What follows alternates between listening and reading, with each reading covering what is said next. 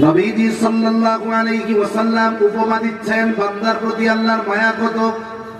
নবীজি বলেন, এক ব্যক্তি রসদ সহ উট নিয়ে সফর শুরু করেছে, লম্বা সফর, মরুভূমির সফর। ক্লান্ত পথিক দীর্ঘ পথ অতিক্রম করবার পর একটা গাছের সাথে উটকে বেঁধে গাছের ছায়ায় তিনি শুয়ে পড়লেন।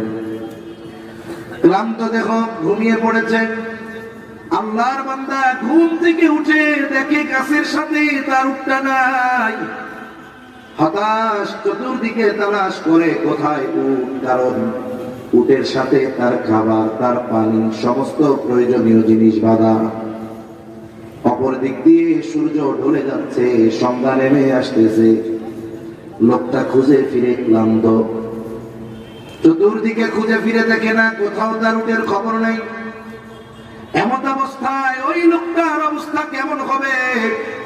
সাহাবায়ে কেরাম বলে, ইয়া রাসূলুল্লাহ, ওই মুহূর্তে তার মতো হতাশ আর কোন ব্যক্তি পৃথিবীর মাঝে পাওয়া যাবে না। কারণ তার আসন্ন বিষয়টা হলো তার জন্য মৃত্যু। হয়তো রাতের বেলায় মরুভূমির কোন হিংস্র প্রাণীর খাবার সে হয়ে যাবে, অথবা খাবার পানির অভাবে এই মরুভূমির মধ্যে তার শরীর সমাধি হয়ে যাবে। এখন সে হতাশার সাথে মৃত্যুর জন্য অপেক্ষা করতেছে। এমন অবস্থায় হঠাৎ সে দূরে তাকিয়ে দেখে যে তার উটটা খাবার পানি সহ তার দিকে ফিরে আসতেছে। সাহাবায়ে কেরামকে বলা হলো, বলো তো এই ব্যক্তির অবস্থা কেমন হবে? বলে, ইয়া রাসূলুল্লাহ, ওই সময় তার মতো আনন্দিত এই পৃথিবীতে আর কেউ হবে না। নবীজি বলেন, যখন সে দেখতে পাইল উটটা তার দিকে ফিরে আসতেছে রসদ সহ, এই আল্লাহর বান্দা এত খুশি হয়েছে, এত আনন্দিত হয়েছে, সে কেমন যেন নতুন আর এক জীবন ফিরে পেল। একেবারে সাক্ষাৎ মৃত্যু থেকে কেমন যেন সে নতুন প্রাণ পেয়ে গেল।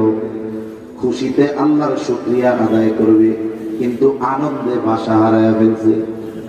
অনেক সময় দেখবেন মানুষ আনন্দিত হলে শুধু যে খুশি হয়, হাসি দেয় তা না, আনন্দে মানুষ অনেক সময় কান্নাও করে দেয়।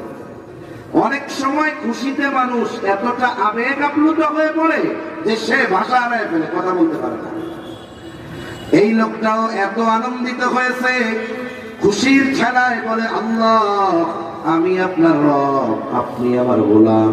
খুশির খেলায় নবীজি সাল্লাল্লাহু আলাইহি ওয়াসাল্লাম বলেন, এই ব্যক্তি তার হারানো উট খুঁজে পেয়ে যত খুশি হয়, কোন বান্দা যদি গুনার পথ থেকে ফিরে আল্লাহর পথে ফিরে আসে, আল্লাহ তাআলা তার চাইতে অগণিত গুণ বেশি খুশি হয়ে যায়।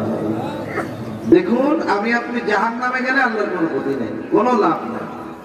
এরপরেও আমি আপনি যদি গুনাহ থেকে ফিরে আসি, আমার মা বাবা, আত্মীয় স্বজন, বন্ধু বান্ধব যত খুশি হয়, তার চাইতেও বেশি খুশি কে হয়?